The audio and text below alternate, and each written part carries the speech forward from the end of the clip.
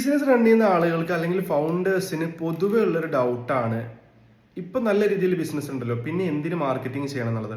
പലപ്പോഴും ആളുകളുടെ ഒരു തെറ്റിദ്ധാരണയാണ് മാർക്കറ്റിംഗ് എന്ന് പറഞ്ഞു കഴിഞ്ഞാൽ ഒരുപാട് എമൗണ്ട് സ്പെൻഡ് ചെയ്തിട്ട് കുറേ പെയ്ഡ് ആഡ്സ് ചെയ്യലും കുറേ കോണ്ടന്റ് മാർക്കറ്റിംഗ് ചെയ്യലും അല്ലെങ്കിൽ കുറേ അധികം ഇൻഫ്ലുവൻസസിനെയൊക്കെ വെച്ചിട്ട് മാർക്കറ്റിംഗ് ആഡ്സ് ചെയ്യുന്നതൊക്കെയാണ് മാർക്കറ്റിംഗ്.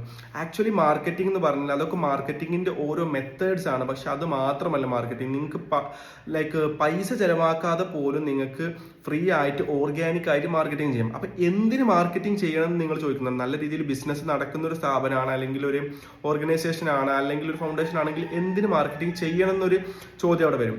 സോ നിങ്ങൾക്ക് ഇപ്പൊ നല്ല രീതിയിൽ റവന്യൂ ഉണ്ട്, നല്ല രീതിയിൽ ഗ്രോ സ്റ്റേജിലാണ് പോയിക്കൊണ്ടിരിക്കണമെന്നുണ്ടെങ്കിൽ നിങ്ങൾക്ക് ഒരു കോമ്പറ്റീറ്റർ വരികയാണ്, അവർ നല്ല രീതിയിൽ ബ്രാൻഡിങ് ചെയ്ത് അവർ നല്ല രീതിയിൽ മാർക്കറ്റിംഗ് ചെയ്യുകയാണെങ്കിൽ അവർ നിങ്ങളെ സൂപ്പർ ഈസി ആയിട്ട് ഔട്ട് പെർഫോം ചെയ്യാനുള്ള സാധ്യത ഉണ്ട്.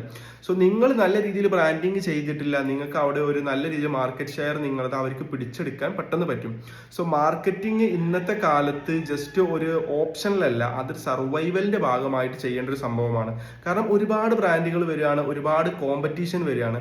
സോ സർവൈവ് ചെയ്യണമെന്നുണ്ടെങ്കിൽ ഓർഗാനിക് ആയിട്ടോ അല്ലെങ്കിൽ പെയ്ഡ് ആയിട്ടോ നല്ല ഒരു സ്ട്രാറ്റജി നമ്മൾ ബിൽഡ് ചെയ്തെടുത്തിട്ട് നല്ല രീതിയിൽ മാർക്കറ്റിംഗ് ചെയ്യണം.